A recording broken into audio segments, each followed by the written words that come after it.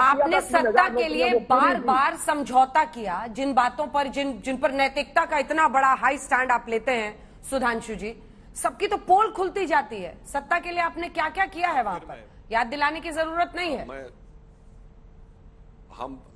हम बिल्कुल जवाब देते हैं। पहले एक फैक्ट बता दूं, वो मसर्रत आलम जानती को छूट गया था। अंजना जी, 2014 में कश्मीर में बाढ़ आई थी, तब तक इन लोग सरकार थी। जब मसर्रत आलम का कोर्ट में जो छूटने का कागज था, जो सरकार के खिलाफ था, जिसकी वजह से नहीं छूटना कहा गया, वो बाढ़ में बह गया, इसलिए वो जेल से बाहर आया, मगर 48 घंटे के अंदर दोबारा जेल में पहुंचा। महबूबा मुफ्ती की सरकार रहते हुए 48 घंटे के अंदर मसर्रत आलम दोबारा गया। मगर अब एक दूसरी बात बताता हूं, अबे जी दूसरी एक बात बताता हूं। आपने श्यामा प्रसाद मुखर्जी जी का जिक्र किया, बिल्कुल दर्शकों को यह बात पता होनी चाहिए कि कश्मीर में एक प्रधानमंत्री होता था और भारत के उच्चतम न्यायालय का भी अधिकार क्षेत्र कश्मीर में नहीं था। वो श्यामा प्रसाद मुखर्जी जी के बलिदान के बाद हुआ। मगर एक सवाल का जवाब दीजिएगा अभय दुबे जी, श्यामा प्रसाद मुखर्जी बगैर परमिट के जब प्रवेश करते हैं जम्मू कश्मीर में, तो जम्मू की सीमा पर ही उन्हें क्यों नहीं रोका जाता? रोकने के बाद उन्हें श्रीनगर की जेल में जाके क्यों रखा गया? कोई लॉजिक ही नहीं समझ में आ सकता किसी को।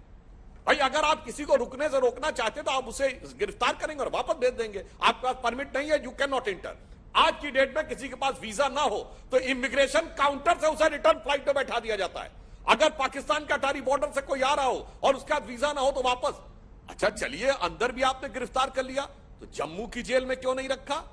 श्रीनगर की जेल में क्यों रखा? और बीमारी की हालत में उनकी संदिग्ध मृत्यु हुई, उनका कोई पोस्टमार्टम नहीं हुआ। और ये सब बातें मैं ऐसे ही नहीं कह रहा हूं, ये बातें श्यामा प्रसाद मुखर्जी जी की माता जी ने नेहरू जी को लिखे पत्रों में नेहरू जी पे आरोप लगाते हुए लिखी है। और नेहरू जी ने उस समय गोविंद वल्लभ पंत को जो लेटर लिखे हैं कि श्यामा प्रसाद मुखर्जी की मृत्यु के बाद जो परिस्थितियां उत्पन्न हो रही हैं, और कलकत्ता के अपने चीफ मिनिस्टर को जो लेटर लिखे हैं, ये कंप्लीट वर्स ऑफ नेहरू में जाइए, नेहरू मेमोरियल लाइब्रेरी में लिखे हुए हैं। सब दूध का दूध पानी का पानी हो जाएगा। और बाकी लिखा पढ़ी अपनी जगह। अभय दुबे जी जवाब दे दीजिएगा, जम्मू कश्मीर की सीमा जहां पंजाब से जम्मू में इंटर होते हैं, वहां गिरफ्तार करने के बाद उनको सैकड़ों किलोमीटर चलाकर श्रीनगर के जेल के अंदर क्यों रखा गया? यह कौन सा रहस्य था? यह कौन सा षड्यंत्र था? इसका जवाब चाहिए। और आज की जहां तक आप बात करते हैं, तो हम ये बिल्कुल कहना चाहते हैं, जम्मू कश्मीर भारत का एकमात्र राज्य था जो सेकुलर नहीं था। अगस्त 2019 से पहले जब गृह मंत्री अमित शाह जी ने वो प्रस्ताव पारित करवाया प्रधानमंत्री जी के नेतृत्व में, क्योंकि पूरा भारत 1976 में इमरजेंसी के काले अध्याय में वह सेकुलर शब्द जोड़ा गया था। मगर चूंकि धारा 370 की आड़ थी कश्मीर को कि भारत का कोई भी संविधान संशोधन जब तक कश्मीर की विधानसभा अंगीकार नहीं करेगी, वो कश्मीर के संविधान का हिस्सा नहीं बनेगा। और वो कभी अंगीकार हुआ ही नहीं। और नेहरू का वो प्रख्यात वाक्य याद करिए, Kashmir is the symbol of our secularism. गजब है साहब, जो देश का वो हिस्सा जो कॉन्स्टिट्यूशनली सेकुलर नहीं था, वही सेकुलरिज्म का प्रतीक था। इसलिए जिस प्रकार के आप लोगों ने एक फैकेट क्रिएट करके रखे हुए थे इतिहास में, जो इतिहास के साथ छल हुआ था। और एक बात और कहते हैं, ठीक है। देखिए, बहुत प्रख्यात किताब है India from Curzon to Nehru and thereafter, प्रख्यात पत्रकार वीर दुर्गादास की। उसमें नेहरू के बारे में गांधी जी का कमेंट जानते क्या है? गांधी जी को कोट किया सितंबर 1947 में, कोई भी जाके चेक कर सकता है। उनसे पूछा कि बापू आपने नेहरू को क्यों बना दिया प्रधानमंत्री पटेल के ऊपर? तो गांधी जी हंसते हुए जानते क्या कहते हैं? Because Nehru is the only English man in our party. India from Curzon to Nehru and thereafter, Durgadas की किताब, कोटिंग महात्मा गांधी फॉर जवाहरलाल नेहरू। तो अब समझ में आती है अभय दुबे जी की बातों से तीन बातों का जवाब। अभय जी, तीन बातों का जवाब। एक तो श्यामा प्रसाद मुखर्जी को श्रीनगर की ही जेल में क्यों रखा? दूसरा, श्रीनगर जम्मू कश्मीर को सेक्युलरिज्म का प्रतीक बनाना। और तीसरा, गांधी जी को कोट कर रहे हैं because he is the only Englishman, इसलिए सरदार पटेल नहीं प्रधानमंत्री नेहरू बनेंगे। यही भारतीय जनता पार्टी के साथ तकलीफ है कि वो अपना सिलेक्टिविटी जो है ना, उनका सिलेक्टिव अप्रोच है, उसको उसका राज में छोड़ता हूँ। क्या लिखा जानते हैं आप उस पर? उन्होंने इंटरव्यू भी दिया उस किताब पर बाद में। महात्मा गांधी जी ने कहा कि मेरी बैलगाड़ी के दो बैल हैं, एक सरदार पटेल और एक पंडित नेहरू। सरदार पटेल हिंदुस्तान की नब्ज को जानता है और पटेल की नेहरू की वैश्विक ख्याति है, इसलिए मेरी प्राथमिकता पंडित नेहरू है। ये पूरा वक्तव्य है उस किताब का। जहां तक आपने मसरत आलम का झूठ बोला तो देश के लोगों से मैं आग्रह करता हूं कि वो जाएं और गूगल करें। वहां पर एसपी ने प्रिवेंटिव डिटेंशन ऑर्डर भेजा था जब वहां किसी की सरकार नहीं थी, सुधांशु त्रिवेदी जी, पीडीपी की सरकार नहीं थी। ये उस दौरान का वक्त था जब वहां पर केंद्र की सरकार का शासन था, जब कोई सरकार बनी नहीं थी।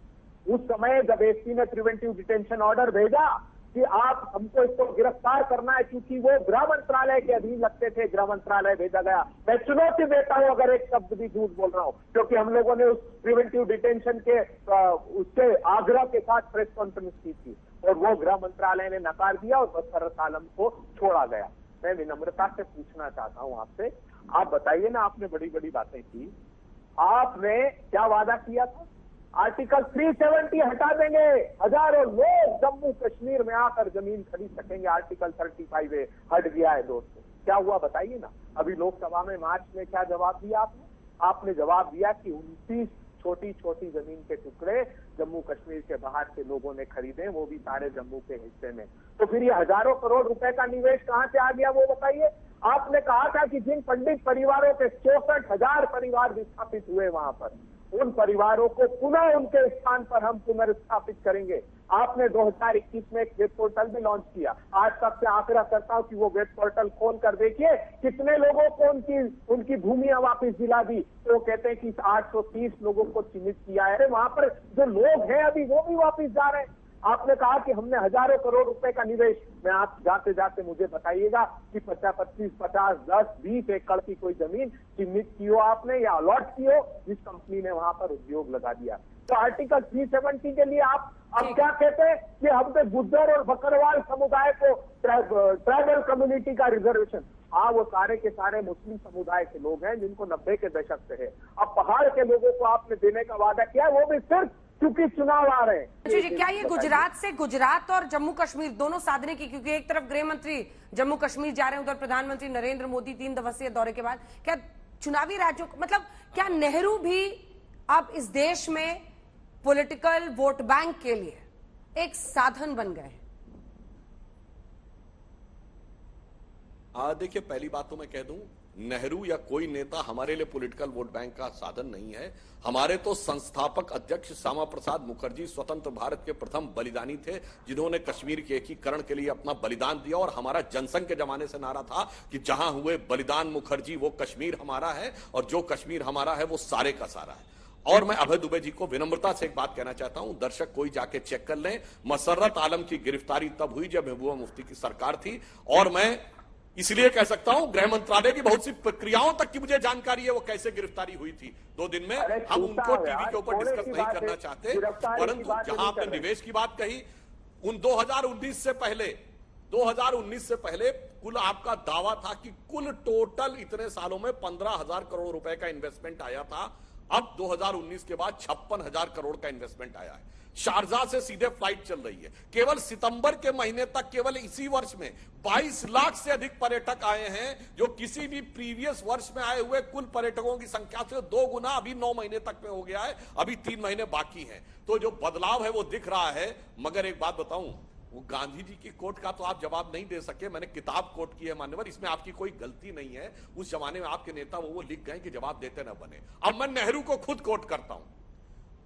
अमेरिका का राजदूत जॉन केनेथ गैल्ब्रिथ, जेके गैल्ब्रिथ, जो नेहरू जी के जमाने में सबसे लंबे समय तक अमेरिका का भारत में राजदूत रहा, उसने अपनी किताब, वो शायद उसका नाम है द एम्बेसडर्स जनरल करके कोई किताब लिखी है, जिसमें वो ये लिखता है कि नेहरू ने मुझसे खुद कहा कि you are talking to the last English prime minister of India. हंसते हुए उन्होंने कहा। और जेके गैल्ब्रिथ जानते क्या लिख रहा है? नेहरू को शायद पता नहीं था कि हम लोग बातों को रिकॉर्ड भी करते हैं। कोई जाके चेक कर ले इस बात को। इसीलिए समझ में आ रहा है कि आप 1975 तक दिखा गए, 60 के दशक में भी दिखा गए कि जो ब्रिटिश कानून है हमारे ऊपर लागू रहने चाहिए। मैंने गांधी जी को भी कोट कर दिया नेहरू के जमाने में, वो मैंने दुर्गादास की किताब कोट की, और नेहरू जी को खुद। और अगर आपको लगता है बुरा है तो जाइए जेके गैल्ब्रिथ पर मुकदमा कर दीजिएगा चैलेंज कि नेहरू जी के बारे में ऐसी बात क्यों लिखी, नेहरू जी को कोट करते हुए।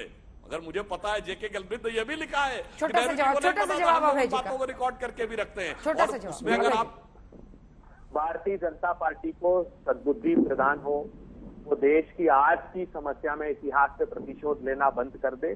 पंडित नेहरू तो कहते थे जितने संस्थान उन्होंने बनाए कि आधुनिक भारत के मेरे मंदिर हैं। आप मंदिर मस्जिद के नाम पर लड़ाने की अपेक्षा है। करोड़ों लोग युवा बेरोजगार क्यों हो गए, उस पर आकर बात करिए। महंगाई के आंख में देश को क्यों झोंक दिया, उस पर बात करिए। बैंकों के से लुटेरे पैसे लेकर क्यों भाग गए, उस पर जवाब दीजिए। देश को भीषणतम भ्रष्टाचार की आग में जो झोंक दिया, उस पर जवाब दीजिए सुधांशु त्रिवेदी जी। देश ये जानना चाहता है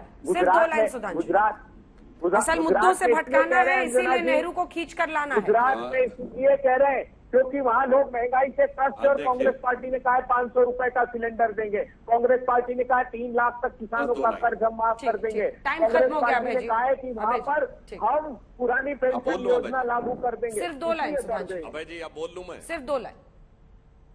सिर्फ 2 लाइन। देखिए, तथ्य पे जवाब नहीं रहा तो पूरा विषय ही छोड़ के भाग गए। तो 1 लाइन में बताता हूं, भारत में इस समय ग्रोथ रेट आईएमएफ के हिसाब से 6.1% है, जो बड़ी अर्थव्यवस्थाओं में सबसे ज्यादा है। हमारी बेरोजगारी की दर 6.4 है सीएमआई के डाटा में सितंबर के महीने की, जो 4 साल में सबसे कम है। और नेहरू जी ने जो भारत को दिया उसे 1 लाइन में ही कह देता हूं, आधा पंजाब गया, कश्मीर गया और चला बंगाल गया, और चीन के हाथों मानसरोवर का वह ऊंचा भाल गया।